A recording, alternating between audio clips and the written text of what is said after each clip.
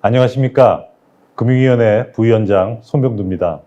자본시장연구원 개원 23주년을 기념으로 개최되는 포스트 코로나 시대 경제 환경 변화와 금융의 역할 컨퍼런스 개최를 진심으로 축하드립니다.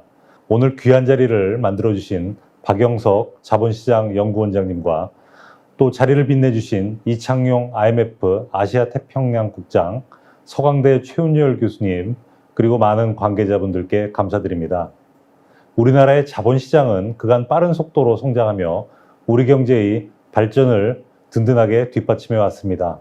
최근에는 자본시장의 폭과 깊이가 넓어지면서 질적으로도 한층 도약하는 모습입니다. 앞으로 우리 경제가 발전하고 성숙해 나갈수록 자본시장의 중요성과 역할도 점점 더 중요해질 것입니다. 그동안 주요 현안에 대한 깊이 있는 분석을 통해 자본시장과 금융투자산업의 발전을 견인해 오신 자본시장연구원의 노고에 감사드립니다. 앞으로도 지속적인 역할을 기대하겠습니다. 참석자 여러분, 다들 아시다시피 최근 들어 코로나19 재확산으로 민생과 경제의 어려움이 가중되고 있습니다. 각국에서 백신과 치료제 개발 노력에 박차를 가하고 있으나 현재의 어려움이 단기간에 끝나기 어렵다는 것이 중론입니다. 일시적 경기 충격을 넘어 전 세계의 경제 질서와 사회 구조에 근본적이며 광범위한 변화를 촉발하게 될 것으로 보입니다. 우리 경제와 금융시장도 예외가 아닐 것입니다. 금융위원회는 변화된 상황에 대응해 크게 4가지 방향에서 금융정책을 운용해 나가고 있습니다. 우선 시장 불안의 가능성에 빈틈없이 대응하는 일입니다. 금융위는 코로나19 이후 175조 원 플러스 알파의 시장 안정 대책을 마련하여 신속하게 추진해 왔습니다. 이를 통해 소상공인과 중소기업의 긴급한 자금 애로를 완화하고 금융시장 불안 심리를 조기에 진정시킬 수 있었습니다. 앞으로도 기존 대책을 차질 없이 이행하는 한편 저신용기업, 협력업체 등 금융지원의 사각지대에 대한 보완 방안도 마련 추진해 나갈 계획입니다. 두 번째로 코로나19 이후 새롭게 형성되는 경제 질서에 대한 대비입니다. 변화된 여건을 우리 금융산업이 지평 확장 및 체질 개선의 기회로 삼아야 할 것입니다.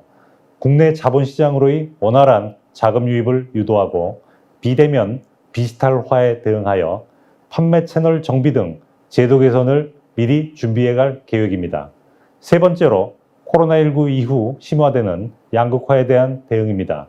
과거 몇 번의 사례에서 보듯이 경제위기는 취약계층에게 더 큰 충격을 가하게 됩니다. 위기 극복을 위해 풀려진 유동성이 자산 양극화를 더욱 확대시킬 우려도 상존합니다. 연간 8조 원 규모의 서민금융을 공급하고 소비자 신용법 제정 등 금융안정망을 구축해 나가겠습니다. 마지막으로 경제의 안정적 성장과 혁신적 도전을 지원하는 일입니다.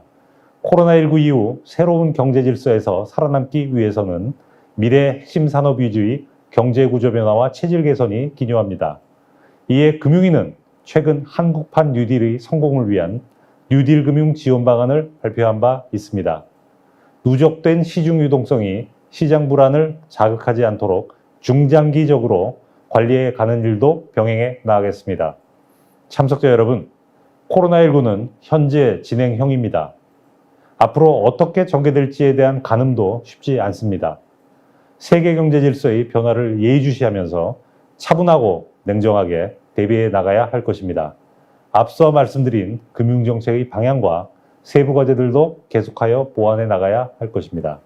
다양한 학계, 전문가 및 시장 참여자분들의 고견에 귀를 기울이도록 하겠습니다. 다시 한번 자본시장연구원 개관 23주년을 축하드리며 앞으로도 발전을 거듭하시기를 기원합니다. 감사합니다.